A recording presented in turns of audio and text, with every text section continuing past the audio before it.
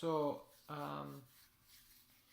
today we're going to introduce the second class on the kind of normal distribution module, but it's really not about the normal distribution, it's about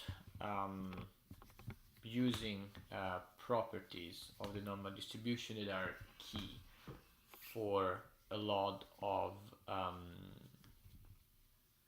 problems in statistical inference, right? And so specifically we want to talk about what's the concept, what is the meaning of a sampling distribution, and then the very famous central limit theorem. Okay, so let's step back for a moment, right? And if you guys remember, the whole goal of this class is basically performing statistical inference, right? So we want to estimate, right, population parameters, right, that correspond to a population, right? And we know that instead we are collecting statistics, right, from random samples, right? So one very simple example is this one. Let's assume I estimate from random sampling the so-called sample mean, right? The mean average, which is the average height or the average weight, the average number of stairs, etc., etc. From a certain random sample, the goal is that can we use that information to say something about the actual population mean, right? And this is not just unique to from using the sample mean to estimate the actual population mean. This exactly same approach can be used to determine a certain population proportion from a sample proportion, or for estimating this population standard deviation from the so-called sample standard deviation, right? So how do I go from sampling to actual population parameters, right?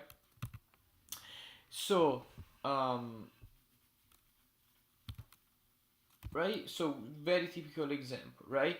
We want to know what's the average height, right, of Italian kids that are between 4 and 6 years old, right?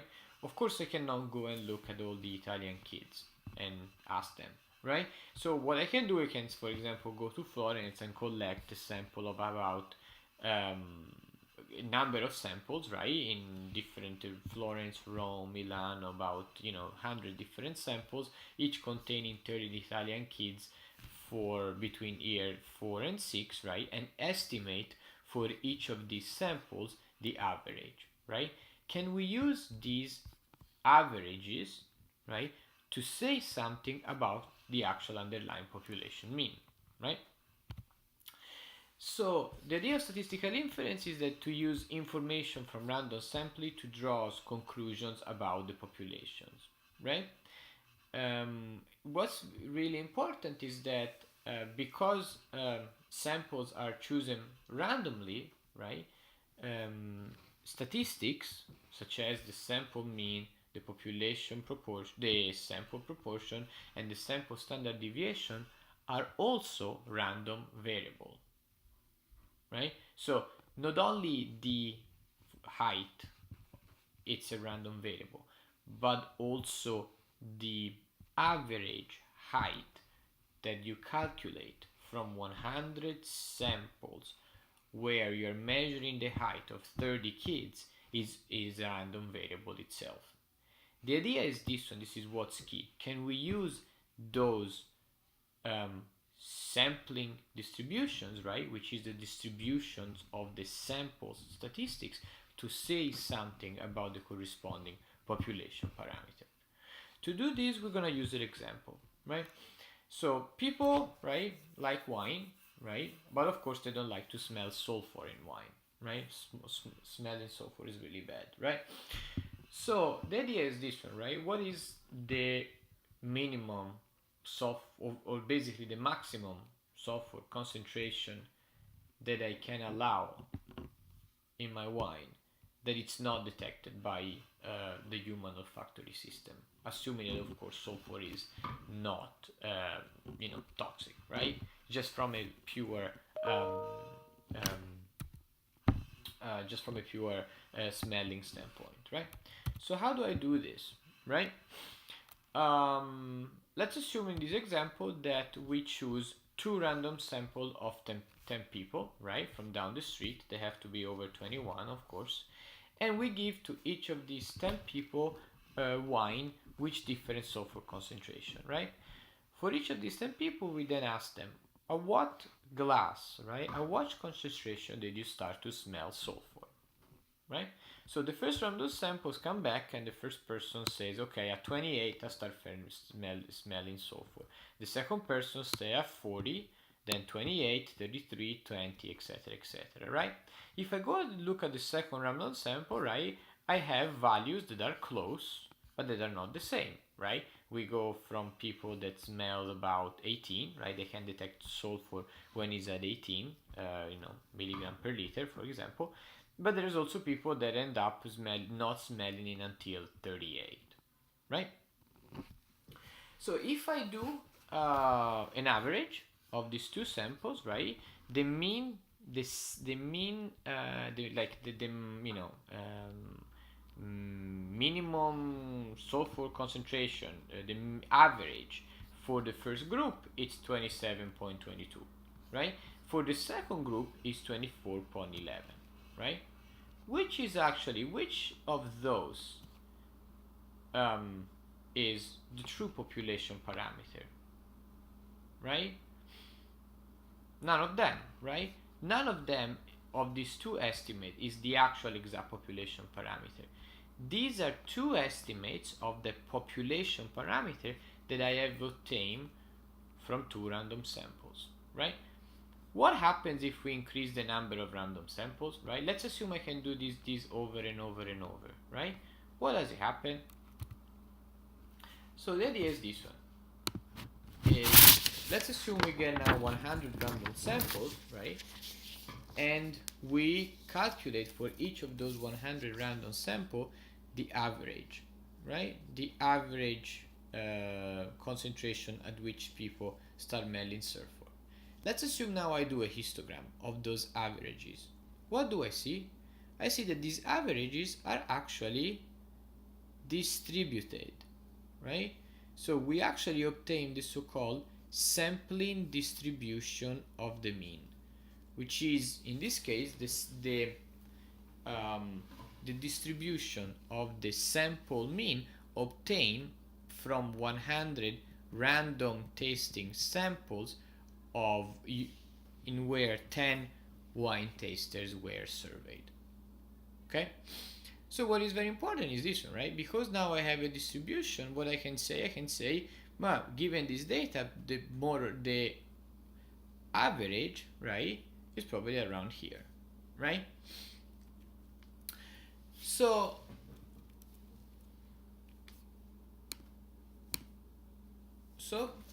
this is the first very important concept of this class. The sampling distribution of the statistic is the distribution of values taken by that statistics in all possible samples of the same size from the same population. Okay?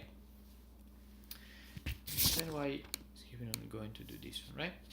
What is very important is this one, is that, and I'm not gonna do it to you because the math is quite cumbersome, but it is this one, is that if x bar is the sample mean of a random sample of size n, which is drawn from a population with mean mu and standard deviation sigma, right? So where mu is the actual population parameter, then the sampling distribution of the mean x has also mean mu and standard deviation sigma over square root of n, right?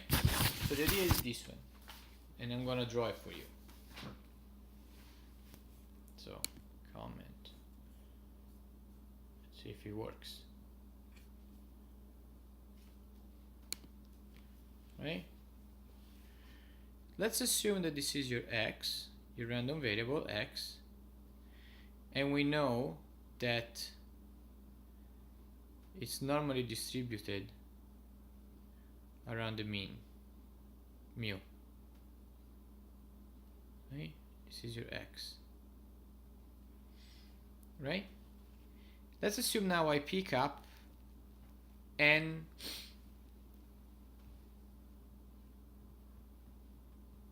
a sample of size n, right? Then the sample mean, right? The sample mean, right?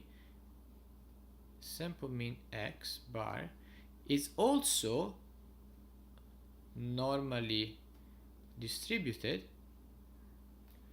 with same mu and standard deviation, which is the population standard deviation over n, right? So the idea is that if n is bigger than 1, the population, the sampling mean, is also normally distributed around the same population mean. So this is x bar, right? The idea is this one, right? If this means the mean of the statistics x bar is equal to the population mean. So the idea is this one, is if I can sample a lot, I can get many random samples, and for all of these samples I can estimate the average sample mean, I'm actually going to determine or to locate where the actual population mean is. Okay? So the second actually very important thing is this one, right? That the estimation accuracy of the true population mean increase with the sample size, right? So it's mathematically proven that the spread of the sampling distribution of your mean shrink as with the square root of n, right? Therefore, if I increase n, my error on locating the true population mean decrease as square root of n. Okay. So this rule is valid not just for the normal distribution, right? But for any type of distribution, right? So if you get a gamma distributed observation and you get a random sample, you calculate the average, and then you do this over and over and over, you're gonna end up that the actual gamma population mean is gonna be centered around the sampling means, and with an error which is decreased with the square root of your sample size, right? Only for the case of the normal distribution, though, we can associate a shape of your functions, right? For we don't know how the sampling mean of a gamma distribution is going to look like, right? What is the shape of the distribution? For a normal distribution, we know that is x is normally distributed with a certain mean and standard deviation. Then also the sample mean x bar of a random sample of size n is going to be normally distributed with a certain mean and this standard deviation. Okay. So why is this important? This is important because the idea is this one, right? That the variability which is associated with a single observation, right, which is sigma, is larger than the variability that is obtained by looking at the means of m random samples, right? So technically we get closer to the true mean by taking samples, averaging them out, and building a distribution of all these means, rather than basically constructing a histogram or a distribution with individual observations. Okay, so let's, very quick example, and this is going to become more important as we talk about t-tests and actually, statistical inference, statistical tests. Let's assume that I ask a PhD student in my lab to perform, optical density measurements of stationary phase in E. coli, right? Let's assume that I don't know the true population mean, but let's assume that the associated standard deviation to is 0.25, right? So for every observation, right? The observations have a spread of 0.25. So my PhD student averages 10 independent run and calculate the sample mean, right? What is the standard deviation associated with the sample mean? It's not going to be 0.25, right? But the standard deviation associated with the distribution of the sample mean is going to be 0.25 over the square root of n, which is the square root of 10. Okay, so why do we care about this, right? And this is where things get interesting. Let's assume that I'm looking at the half-life of a drug in the blood, right? And let's assume that the half-life, it follows an exponential distribution, right? So these are different observation, right? From you know, different people, in where people have measured the half-life of these drugs from you know, a blood test, right? And so you know, let's assume that on average, right, the half-life of this drug has an average or a population mean equal to 1 and standard deviation sigma equal to 1, right? So let's assume that I get 100 groups of 2 patients, right? And at random, right? And let's calculate, right? Let's get for these 2 patients that their half-lives, right? I guess so I have these 2 patients, right?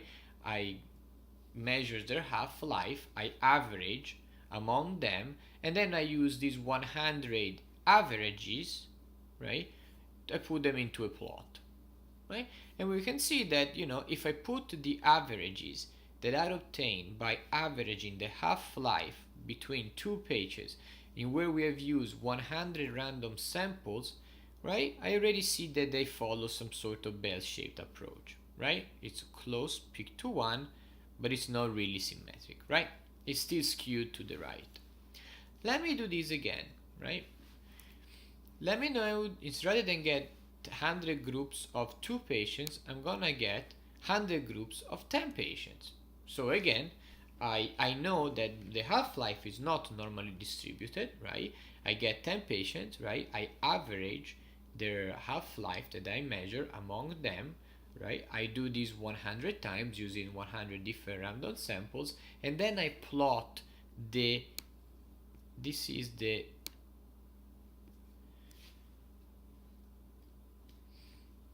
just to make it clear, this is the distribution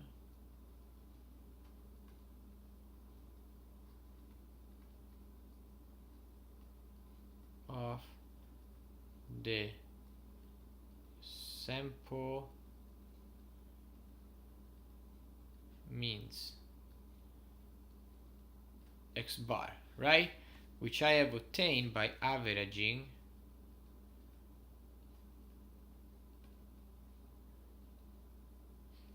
(100) times for 10 patients at a time, right? What do I see? I see that, right, the distribution is much more symmetric and you start to be peaked around 1, right? So let's go to the limit. Let's now repeat the same in where I get 100 samples, right? So 100 samples, each of them consists of 100, the average of 100 observation of these half-lives that we know are absolutely not normally distributed. Remember, the half-life is exponentially distributed, right? As these type of things. Again, I plot the x bar, right, along for all these 100 different trials, and what do I see? I see that it's normal. right? It's normal around the actual population mean.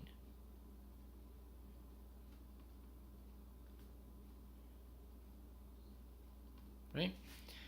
So the idea is this one, and this leads to the central limit theorem, right? If the sample size n is large enough, the sampling distribution of your sample mean is normal.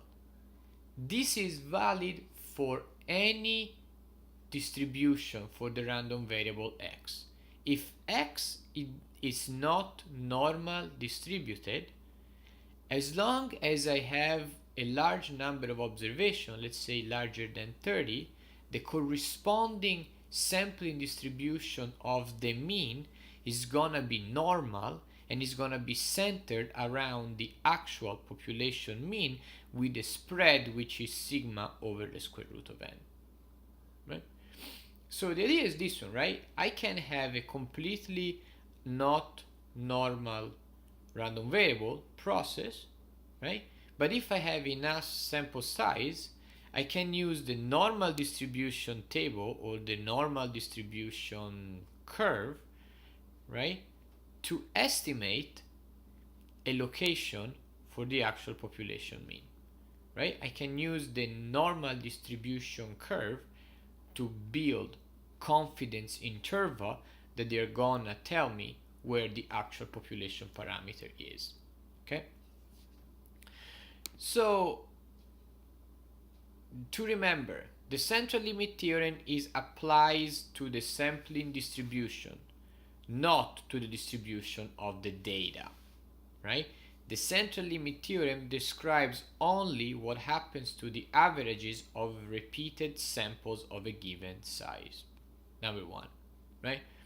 Number two, there is no actual rule of what is the minimum size n for which the central limit is valid, right? For things that are highly non-normal, you may need more than 30. For things that are lower, closer to normal, you may need less than 30, right? As a rule of thumb, 30 is used as a value by which you can apply the central limit theorem to use the normal distribution and build the confidence interval for the population mean, right? But just keep in mind is that as your random variable x departs from normality, more observation are required if to basically truly or better estimate the true location of your population mean mu. And so this is it. We will talk about this in class next week. And if you have any question, please email me or come see at office hours.